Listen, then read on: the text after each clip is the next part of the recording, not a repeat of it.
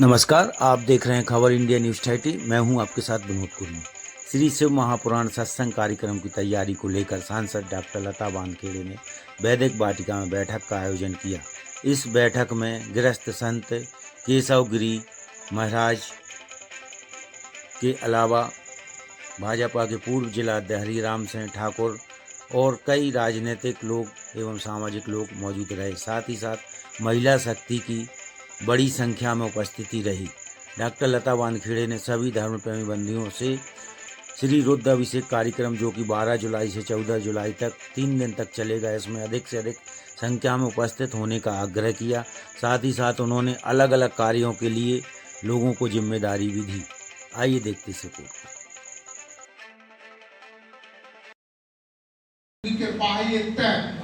आज हमारे बीच में हम सबके मार्गदर्शक सम्मानित केशव गिरी महाराज जी, इस संसदीय क्षेत्र की सांसद सम्मानित लता वानखेड़े जी, हमारे बहुत ही वरिष्ठ गुरु भाई पंडित सुखदेव मिश्रा जी, अनंत अनंत कोटि ब्रह्मांड के नायक भूत भावन प्रलयंकर बाबा भोलेनाथ के श्री चरणों में बारंबार प्रणाम करते हुए अनंत श्री विभूषित ब्रह्मणी में हमारे दादा गुरुदेव पूज्य दत्ताजी महाराज के श्री चरणों में बारंबार प्रणाम। भगवान शिव के अवधूत अवतार दादा धूनी वाले, जिनकी करुणा, जिनकी कृपा विशेष रूप से आप सभी को इस कार्यक्रम में जिनकी कृपा की अनुभूति होगी, ऐसे दादा धूनी वाले को बारंबार प्रणाम करते हुए हमारे मध्य में उपस्थित है इस का अध्यक्ष बना।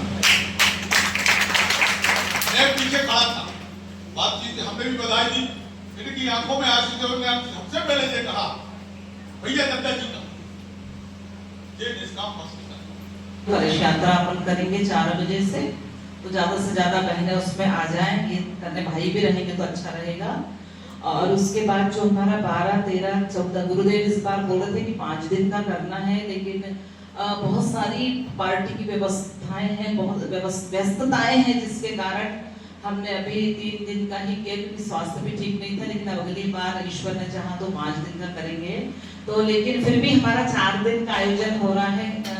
एक दिन तो हमारी कलश यात्रा गुरुदेव ने, चूंकि उस दिन मुहूर्त नहीं था, तो गुरुदेव ने 11 तारीख को कहा कि अपन कलश यात्रा से शुरुआत कर देंगे।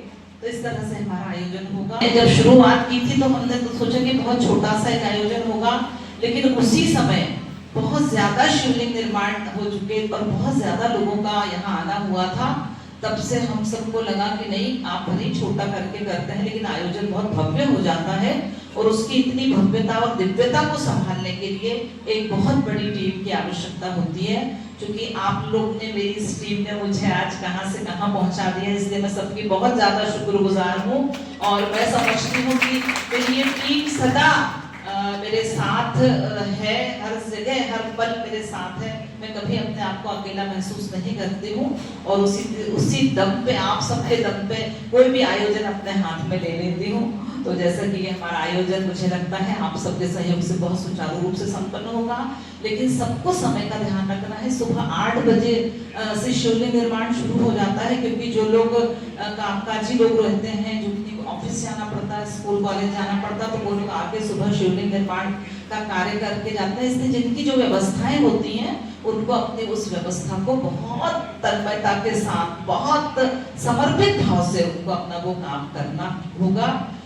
के साथ अलग अलग बैठ के भी कर सकते हैं, दूसरे दिन के काम की आयोजना भी कर सकते हैं, और अपने उस काम को बहुत अच्छे से, हमारा काम नहीं, ये शिव जी का काम है, लता वानखेड़े का या गुरुदेव का काम नहीं है, ये शिव जी का काम है।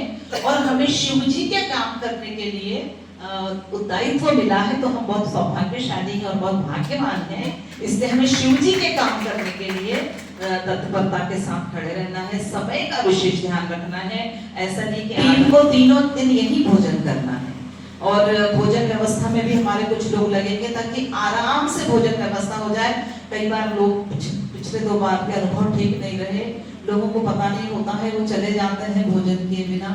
भंडारा तो लास्ट दिन रहेगा, जो सबका रहेगा, लेकिन हमारी जो टीम है, हमारे जो वर्कर्स रहेंगे, हमारी जो रोज के लोग रहेंगे, उनकी पंडित जी वगैरह आएंगे, सबकी भोजन व्यवस्था 3 दिन तक यही रहेगी और लास्ट दिन बड़ा भंडारा रहेगा और प्रसाद भी हम इतना भरपूर देंगे कि भोजन जैसा ही हो। कोई अपनी तरफ से यदि प्रसाद देना चाहते हैं किसी 3 दिनों में से तो वो भी अपनी घोषणा कर सकते हैं, लेकिन जो डेली का जो प्रसाद रहेगा जो आयोजक मंडल की तरफ से तो रहेगा ही रहेगा, तो उसकी प्रॉपर व्यवस्था हो जाए। चप्पल जूते की मुझे बहुत शिकायत रहती है हर बार, इस बार विक्की चप्पल जूते की व्यवस्था आप बाहर ही बनवाना, क्योंकि लोग पूरा अंदर तक जहाँ शिवलिंग निर्माण होते हैं वहाँ चप्पल ले आते हैं, हम खुद उठा के चप्पलें बाहर करते हैं। तो ये ऐसे मुझे लगता है कि कई लोगों को समझता नहीं है, तो हम सबको ऐसी पहले ही व्यवस्था बनाना पड़ेगी, क्योंकि हम भी बड़े लेट होते हैं, अच्छा नहीं लगता है, इसलिए हमें इसकी बहुत ध्यान रखना है। कोई प्यासा ना रहे, कोई भूखा ना रहे, किसी को कोई परेशानी ना हो हमारे आयोजन में आके, इस चीज का हमें बहुत ज्यादा ध्यान रखना है और वो ध्यान हम सबको रखना है, क्योंकि बार बार कह रही हूँ ये आयोजन हम सबका है, हम सबको मिलकर इस आयोजन को पूर्णाहुति देनी है। और हमारे वीआईपीज भी आएंगे, बहुत सारे सीएम साहब ने खुद इस बार कहा था कि दीदी हम आएंगे, लेकिन उनका 12, 13, 14 विदेश जाने का उनका बन गया है, विदेश जाने का बन गया है। लेकिन इस बार उन्होंने वादा था कि वो आते, लेकिन चूंकि उनका विदेश का कार्यक्रम बन गया है इसलिए वो नहीं आएंगे। लेकिन हाँ सांसद जी, आज ये बैठक रखी है आपने, किस बात को लेकर बैठक रखी है? हम श्रावण मास में शिवलिंग निर्माण यज्ञ महोत्सव का कार्यक्रम करते हैं। हमारे पूज्य गुरुदेव देव प्रभाकर शास्त्री जी ने इसकी शुरुआत की थी और इन्होंने उससे पूरे देश विदेशों में तक उन्होंने इसे किया। उन्हीं की परंपरा को कायम रखते हुए हमने इस आयोजन करने की शुरुआत की और आज ये हमारा 4था वर्ष है और निरंतरता के साथ इस आयोजन को कर रहे हैं। हजारों श्रद्धालु इस कार्यक्रम में